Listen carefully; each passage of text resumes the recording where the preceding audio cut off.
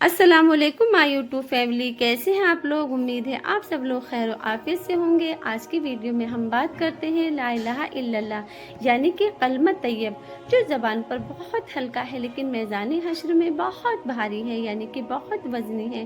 ایک روایت کا مفہوم ہے، حضرت ابو طلحہ رضی اللہ عنہ روایت کرتے ہیں، رسول اللہ صلی اللہ علیہ وسلم نے ارشاد فرمایا کہ جو شخص لا الہ الا اللہ کہتا ہے اس کے لیے جنت واجب ہو جاتی ہے، یعنی کہ جو شخص سبحان اللہ و بحمدہ 100 مرتبہ پڑھتا ہے اس کے لیے 1,24,000 نیکیاں لکھ دی جاتی ہیں۔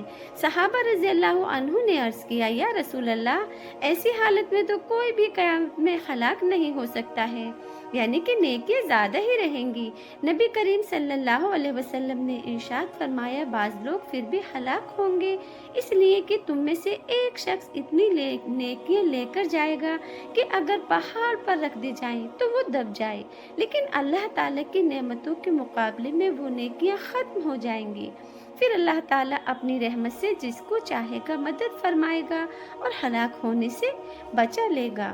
بے شک سبحان اللہ۔ حضرت ابو ذر رضی اللہ عنہ روایت کرتے ہیں، رسول اللہ صلی اللہ علیہ وسلم نے ارشاد فرمایا کہ میں تم کو وہ نہ بتاؤں کہ جو اللہ تعالیٰ کے سب سے زیادہ نزدیک عمل ہے، سب سے زیادہ پسندیدہ کلام ہے۔ میں نے عرض کیا، یا رسول اللہ مجھے بتا دیجئے اللہ تعالیٰ کے نزدیک سب سے زیادہ پسندیدہ کلام کیا ہے؟ آپ نے ارشاد فرمایا، اللہ تعالیٰ کے نزدیک سب سے زیادہ پسندیدہ کلام ہے سبحان اللہ و بحمدہ، اور دوسری روایت میں سب سے زیادہ پسندیدہ کلام سبحان اللہ ربی و بحمدہ۔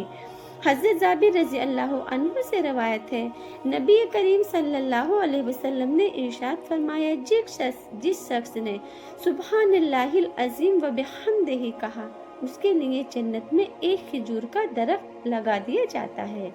یعنی کہ دوسری روایت میں حضرت ابو ہریرہ رضی اللہ عنہ روایت کرتے ہیں، رسول اللہ صلی اللہ علیہ وسلم نے ارشاد فرمایا ہے کہ دو کلمے ایسے ہیں جو اللہ تعالیٰ کو بہت محبوب ہیں، پر زبان پر بہت ہلکے اور ترازو میں بہت وزنی ہیں۔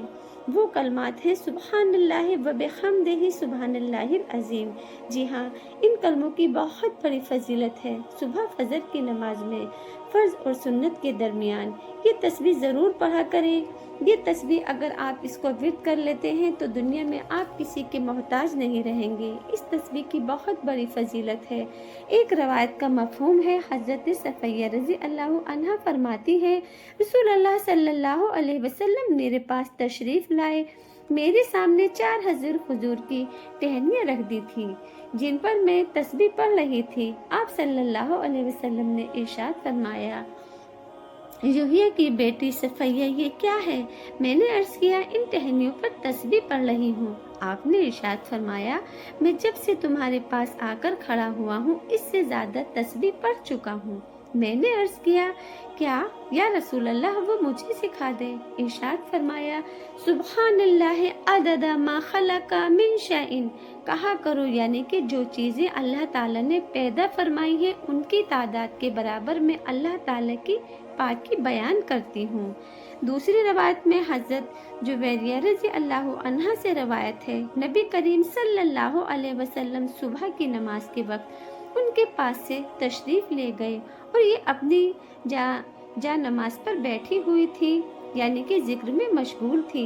نبی کریم صلی اللہ علیہ وسلم چاشت کی نماز کے بعد تشریف لائے تو یہ اسی حال میں بیٹھی ہوئی تھی۔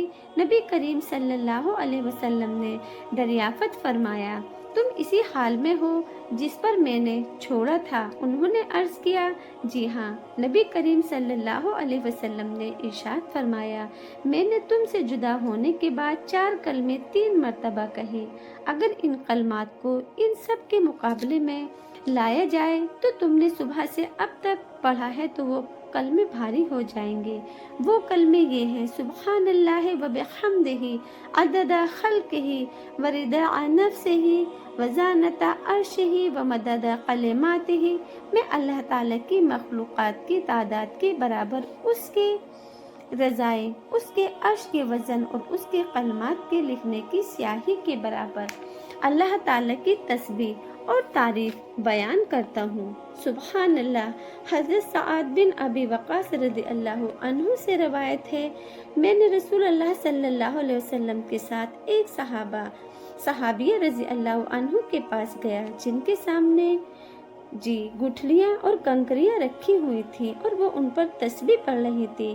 آپ صلی اللہ علیہ وسلم نے ارشاد فرمایا کہ تم کو میں ایسی کلمات نہ بتاؤں جو تمہارے لیے اس عمل سے زیادہ آسان ہے۔ اس کلمے کے برابر یہ کلمات سبحان اللہ عدد ما خلق فی السماء و سبحان اللہ عدد ما خلق فی الارض و سبحان اللہ عدد ما خلق بین ذالک و سبحان اللہ عدد ما ہوا خالق۔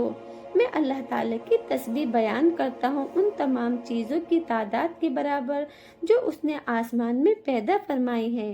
میں اللہ تعالیٰ کی تسبیح بیان کرتا ہوں ان تمام چیزوں کی برابر جو اس نے زمین میں پیدا فرمائی ہے۔ میں اللہ تعالیٰ کی تسبیح بیان کرتا ہوں ان تمام چیزوں کی تعداد کے برابر جو آسمان اور زمین کے درمیان اس نے پیدا کی ہیں، اور میں اللہ تعالیٰ کی تسبیح بیان کرتا ہوں ان تمام چیزوں کی تعداد کے برابر جو اللہ تعالیٰ آئندہ پیدا فرمانے والا ہے۔ پھر فرمایا اللہ اکبر، اسی طرح سبحان اللہ ہے، اسی طرح لا حول ولا قوت الا باللہ کو بھی اسی طرح پڑھا کرو، یعنی کہ ان کلمات کے ساتھ بھی آخر میں عدد ما خلق فی السماء اور عدد ما خلق فی الارض اور عدد ما بین ذالک اور عدد ما ہوا، یعنی کہ ہر کلمات کے ساتھ آپ یہی الفاظ پڑھا کریں۔ اگر یہ میری ویڈیو آپ کو اچھی لگی ہو تو شیئر کیجیے گا اور کمنٹ میں جزاک اللہ خیر لکھیے گا۔